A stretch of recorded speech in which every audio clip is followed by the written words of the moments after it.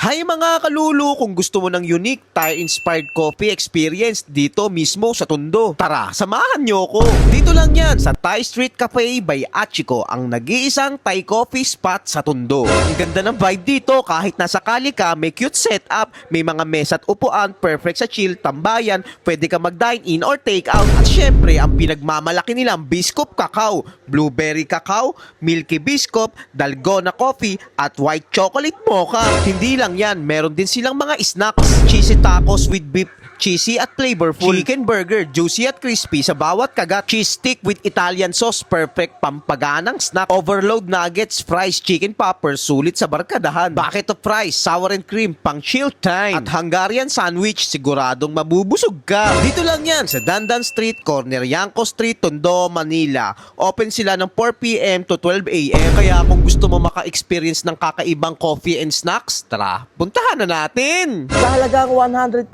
pesos, meron ka ng 3 pirasong tacos. Tignan mo naman yung bigayan. Tara, tikman natin syempre. Yung tacos nila dito may kasama ng hot sauce. Hot sauce. Lagyan natin ng hot sauce. Yung mga mahilig sa hot sauce dyan, para sa inyo to. Unang kagat, mapapalulukas sarap! Ang lasa niya, beef na machisi. Alam nyo, lasa ng tacos, i-upgrade nyo. Beefy siya na machisi, kaya yung lasa niya, mouth-watering talaga. Panalong panalo. Meron din sila dito chicken burger sa halagang 89 pesos lang. Tingnan mo naman yung mga bigayan. Tsura pa lang, nakakagutom na. Tikman natin syempre. Chicken burger, babalik at babalik ka sarap! Alam mo yung zinger ng KFC? I-upgrade mo ng konti. Mas masarap ng konti doon, promise. Kasi yung lasa ng secret sauce niya, bagay na bagay doon sa crispy ng chicken. Sabay sasabayan mo ng kamatis, lettuce. Talagang mapapalulukas sarap. Sulit na sulit. At meron din sila ditong homemade na cheese stick sa halagang 50 pesos lang. Kita mo naman yung serving, 10 piraso na. Kaya ang sarap nito, kasama mo yung tropa mo, nakatambay dito, tapos titira ka ng cheese stick. Siyempre, tikman natin yan. Ang maganda sa cheese stick nila, meron silang titong tinatawag na Italian dip sauce. Ayun no? Sama makakita cheese stick na may kasamang Italian dip sauce. San ka pa?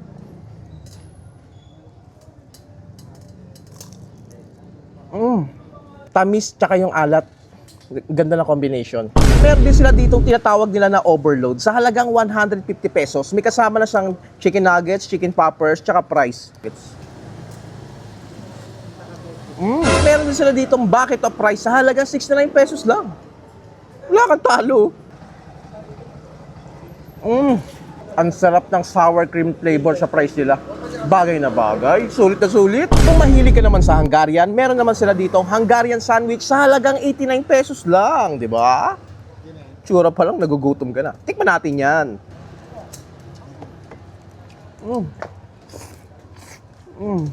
Yung lasa ng Hungarian niya, hindi siya yung mumurahin na nabibili sa palengke. Quality.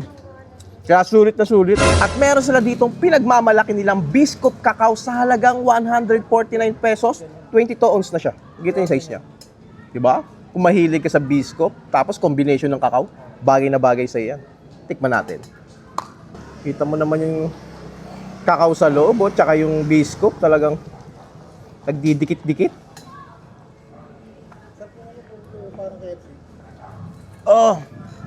Wala akong masabi. Ang ganda ng combination ng cacao tsaka ng Biscup nila. Tapos yung price affordable. Kaya gusto mo makatikim ng kakaiba? Try mo to.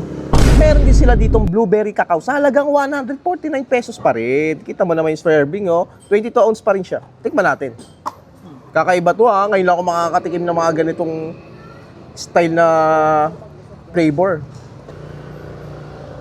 Combination ng cacao tsaka blueberry. Kung mahilig ka sa blueberry, subukan mo to.